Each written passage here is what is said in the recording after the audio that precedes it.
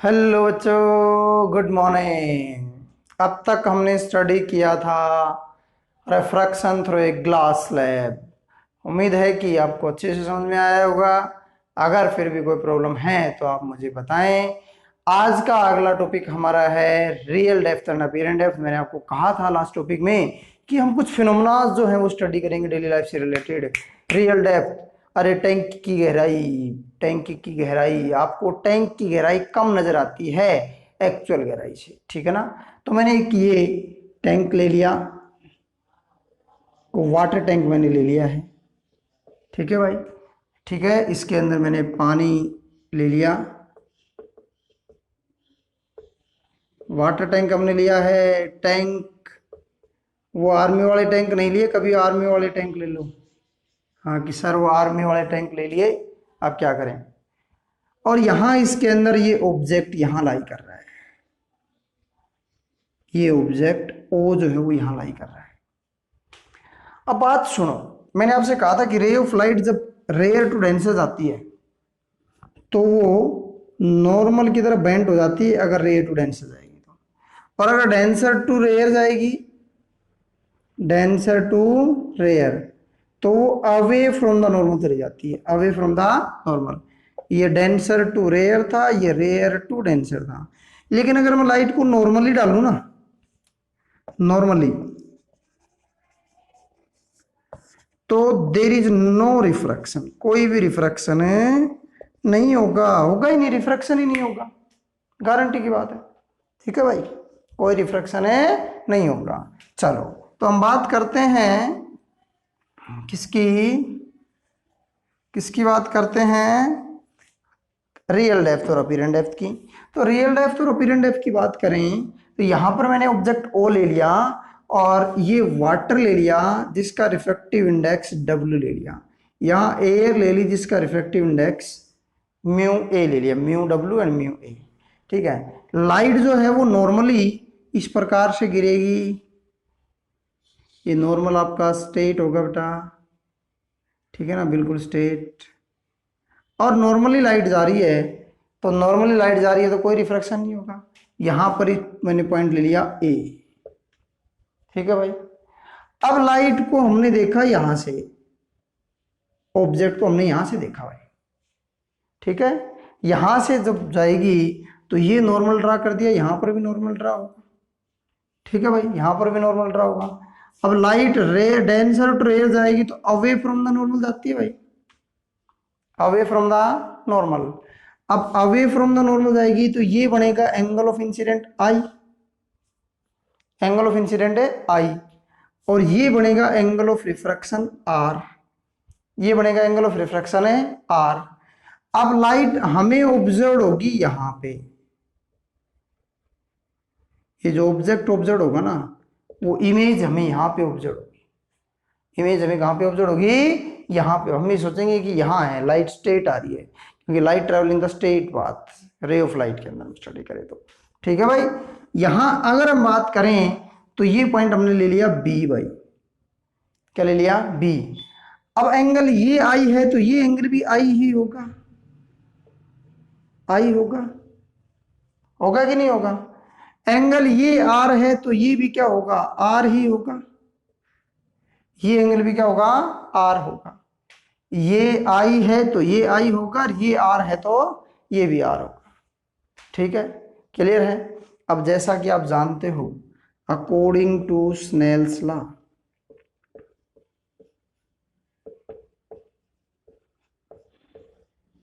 According to Snell's law, जैसा कि आप जानते हो, स्नेल्स लॉ क्या कहता है हमें, बोलो भाई, स्नेल्स लॉ हमें कहता है कि जब आप इसके अंदर एयर टू वाटर जाओगे तो आपने पढ़ा है साइन, यहाँ ये आई होगा ये आर होगा, तो air to water, air to water, यानी कि म्यू डब्ल्यू अपॉन में म्यू ए, ठीक है, that is equal to sine R upon sine आई।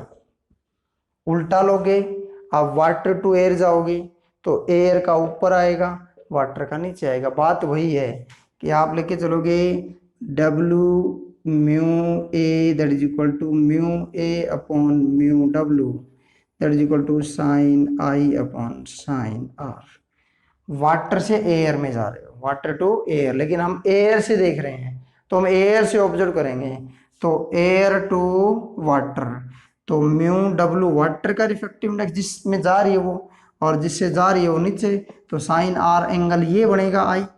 कि वैसे आर है लेकिन यहाँ से हम देखेंगे तो आई की तरह बिहेव करेगा अपन साइन आर। ठीक है भाई, कोई दिक्कत नहीं है। चले आगे, चलो नेक्स्ट हम बात करें तो from triangle O A B, O A B से, कौन सी ट्राइंगल से, ओ ए बी से, इस ट्राइंगल से ओ ए बी से एंगल ये आई है, एंगल के सामने परपेंडिकुलर, और ये हाइपोटेन्यूज, साइन थीटा होता है ना, perpendicular upon hypotenuse sine theta. तो साइन आई क्या आ जाएगा, परपेंडिकुलर क्या है ए बी, अपॉन हाइपोटेन्यूज क्या है O B, A B upon O B. इसी प्रकार से from triangle I A B, तो साइन आर आ जाएगा A B upon I B, दोनों वैल्यू रख दो यहाँ पे।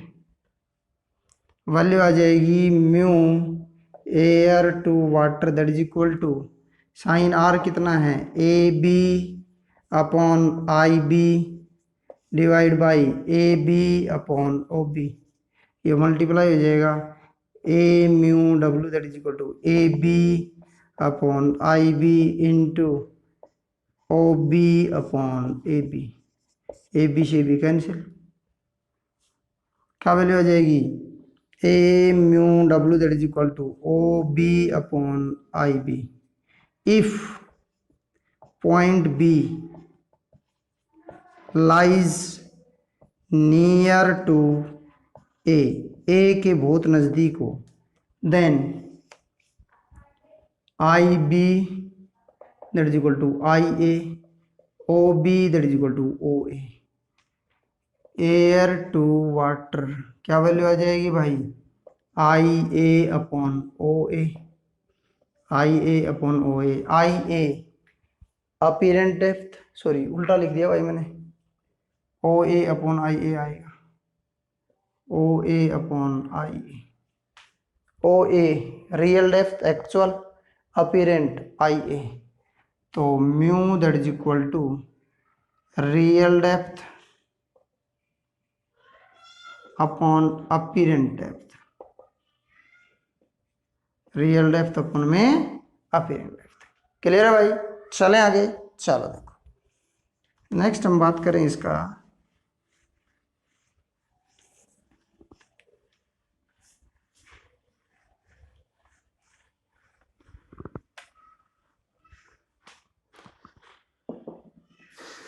Refraction effect of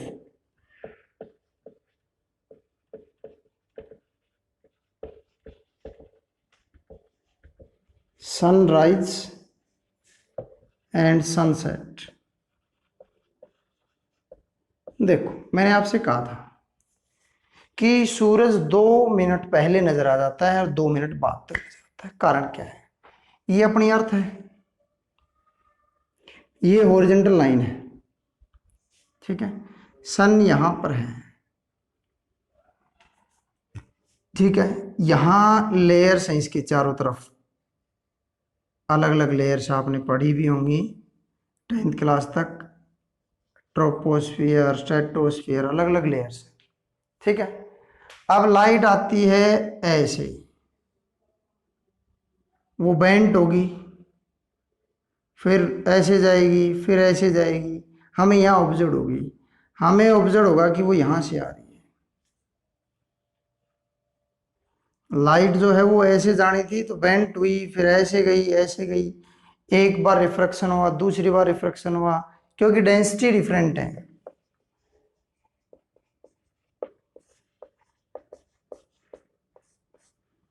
different density होने के कारण उसका रिफ्रैक्शन होगा। क्या होगा? रिफ्रैक्शन। क्योंकि डेंसिटी डिफरेंट है तो अलग अलग मीडियम की तरह ये लेयर्स जो है, अलग अलग लेयर्स अलग अलग मीडियम की तरह बिहेव करेंगी। सूरज है यहाँ पर, S1 पोजीशन यहाँ है, S2 अपीयर यहाँ होगी आपको 2 मिनट पहले। ऐसे ही सन सेट के टाइम पे होगा 2 मिनट बाद तक, 2 मिनट पहले और 2 मिनट बाद तक। किसके कारण है? इसे बोलते हैं एटमॉस्फेरिक रिफ्रैक्शन। ठीक है, इसी के कारण 2 मिनट पहले 2 मिनट बाद में, यानी कि एक सोलर डे यानी कि सन का, और साइड रियल डे, इसमें टोटल 4 मिनट का डिफरेंस होता है। 4 मिनट का। सोलर डे तो ये होना चाहिए हॉरिजॉन्टल लाइन से ऊपर ऊपर, ठीक है, और साइड रियल डे में 4 मिनट का डिफरेंस होता है जो रियल डे होता है। ठीक है, इसी वजह से स्टार्स ट्विंकलिंग करते हैं। ठीक है, और वो अपनी एक्चुअल पोजीशन से अपर साइड नजर आते हैं, अपर, ऊपर नजर आते हैं, ऊपर, राइज अप। ठीक है भाई, किसके कारण? एटमॉस्फेरिक रिफ्रैक्शन के कारण। चलें आगे, चलो देखो,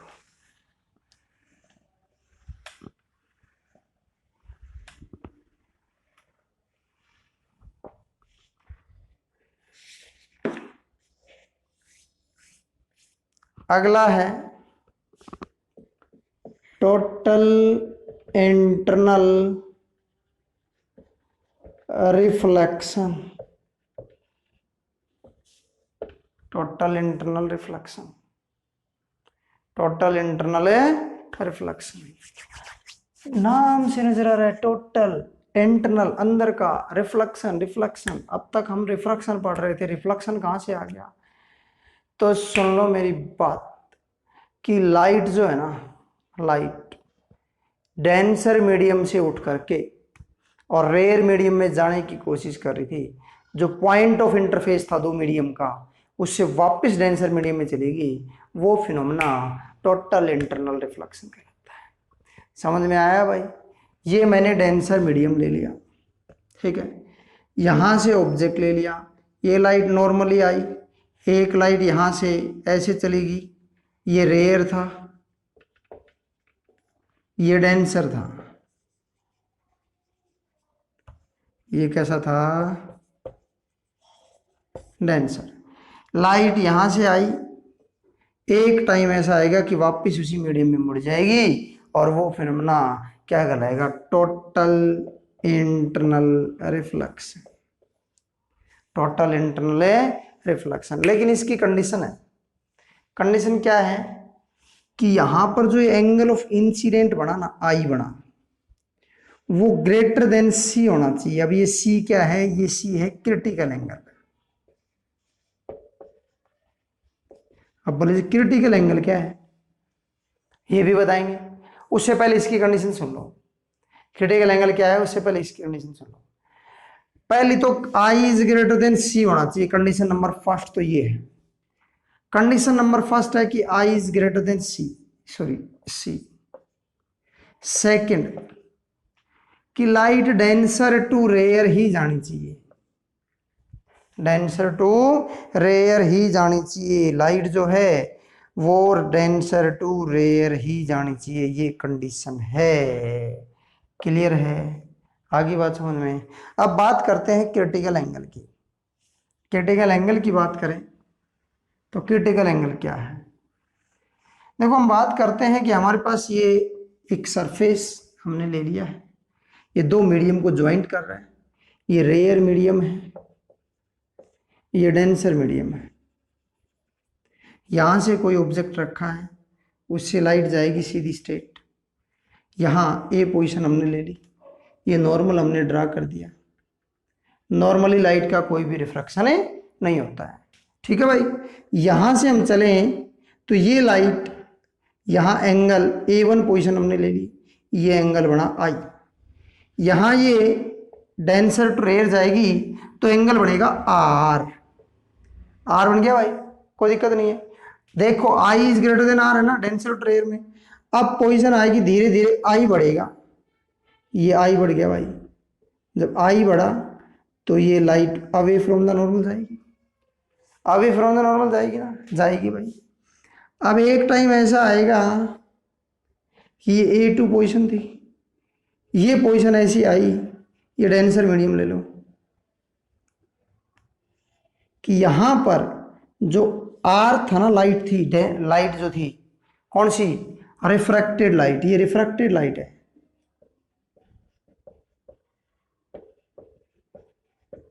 ये इंसिडेंट लाइट है।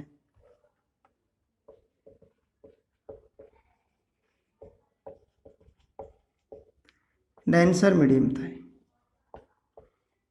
ठीक है भाई, ठीक है ना। तो यहां से ये लाइट गई, ये लाइट इन दोनों मीडियम को ज्वाइन करेगी, दोनों मीडियम क्या करेगी, ज्वाइन। अब जब ज्वाइन करेगी तो R की वैल्यू क्या लाई करेगी, 90 लाई करेगी। और जब R की वैल्यू 90 लाई करेगी ना तो I is equal to C lie करेगा, C क्रिटिकल एंगल के इक्वल। किसके इक्वल लाई करेगा, क्रिटिकल एंगल के इक्वल लाई करेगा। समझ में आ गया, किसके इक्वल लाई करेगा, क्रिटिकल एंगल के इक्वलेंट। ठीक है, I की वैल्यू C के इक्वल लाई करेगी। ध्यान से देखो, अब यहां हम बात करें तो इसका रिफ्रैक्टिव इंडेक्स में म्यू B ले लेता हूं, इसका म्यू A ले लेता हूं। क्या लेता हूं, mu B and mu A। अब हमें पता है according to Snell's law, Snell's बाबा के नियम के अनुसार mu B into sine C, C ये क्रिटिकल एंगल, इसका रिफ्रैक्टिव इंडेक्स इंटू इसका critical angle, that is equal to mu A into sine R आना चाहिए जो कि 90 के इक्वल है, तो mu B sine C that is equal to mu A sine 90। और साइन 90 कितना होता है, अरे बोले, mu B upon mu A that is equal to 1 upon sine C. और ये mu B upon mu A आता है 1 अपॉन साइन सी के इक्वल, जो कि हमारा म्यू रिलेटिव रिफ्रैक्टिव इंडेक्स होता है।